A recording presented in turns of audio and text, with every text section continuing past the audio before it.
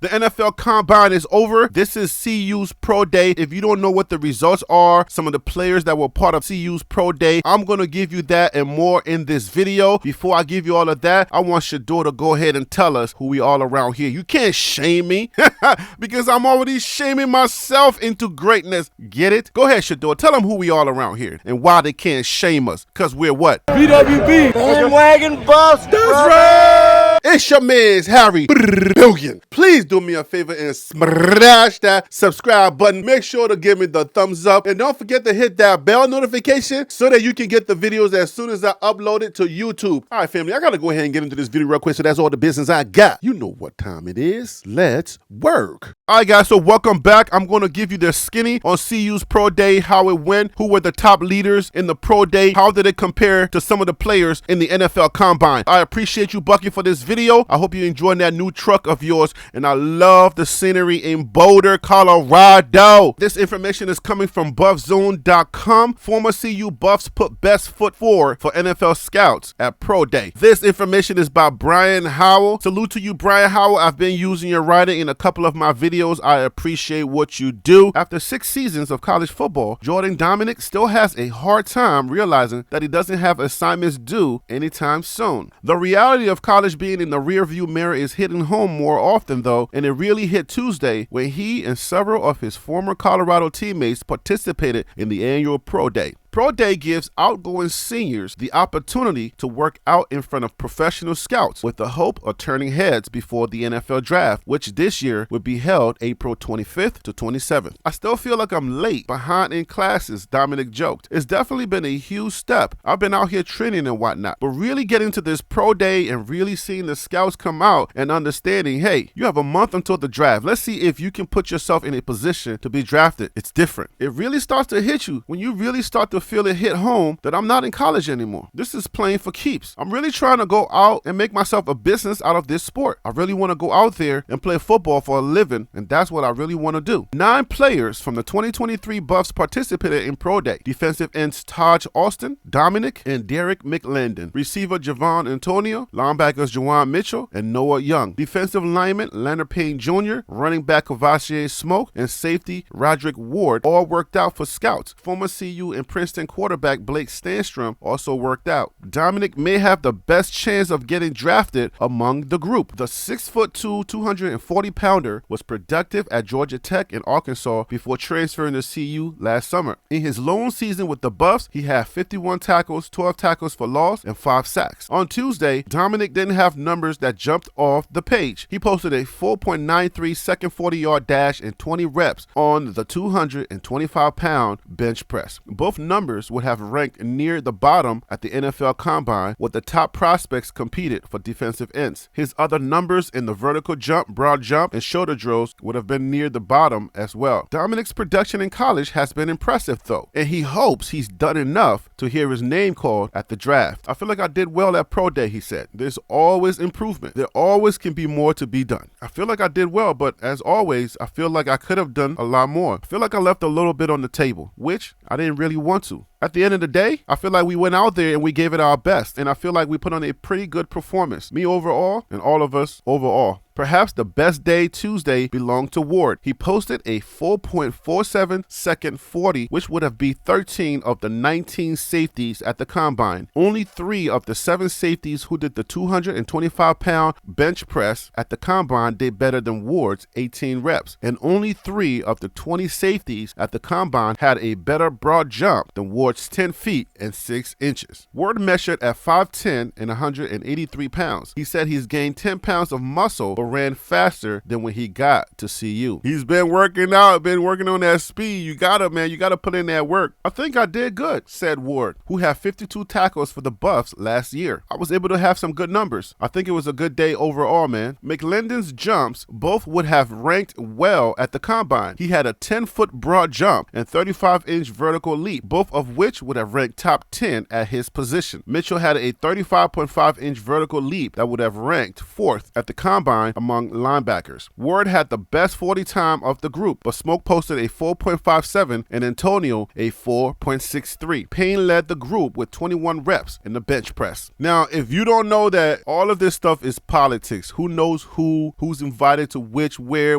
they invited to, money that's involved, you know what I'm saying? So these pro days don't really hold that much water. All the universities, all these D1 schools, they have their own pro days. So if you're not necessarily invited to the NFL Combine, you got to go to these pro days at your school and you got to show up and show out. Like, you got to blow them away. I believe you got to do numbers that are like way outside of anything that anybody has seen, even at the Combine. Those people are going to stand out. It is possible that they would just straight up make it. There's a lot of bureaucracy and politics involved. Some agent who has a connection or relationship with the teams having kickbacks. Some of these agents have direct pipelines to some of these teams, and there are specific reasons why they have that. They work hard for these relationships. They're working to keep those relationships afloat. They're going to send certain players to certain schools. The coaches are involved. You rub my elbows, I rub your back, I rub your elbow. There's a lot of back and elbows being rubbed, okay? So you have to understand there's a lot of politics and bureaucracy involved. So if you're not invited to the NFL Combine, you better show your butt when you come to that pro day at your schools. All of these positions, there's only 32 teams in the NFL with so many different players. Now, some of these players, depending on the relationship they have with their coaches, especially like Coach Prime, they may get some type of invite to get on the practice squad or to go and try out for a specific team, because obviously there's more to just making the first team or being drafted. You can go undrafted. You can get on somebody's practice squad. You can get on a prep team. There's a lot to the NFL, but unfortunately, not everybody makes it. You have to be very elite. These are the creme de la cremes, okay? These are the best of the best, all right? The best quarterback in the nation. You see him right there throwing that ball. That boy going first round, and so is his brother Shiloh, okay? And Travis is also first round. Colorado will have 3 first rounders in the 2024 draft. Stop playing with me, okay? For the rest of those guys, man, I wish y'all well. I hope you realize your NFL dreams, whether it's on a second team, on a practice squad, or you doing on somebody's special team, whatever it is. I wish these young men well. All right, guys, I'm gonna leave it right there. I'll see you on the next video. Get it? See you on the next video. Okay.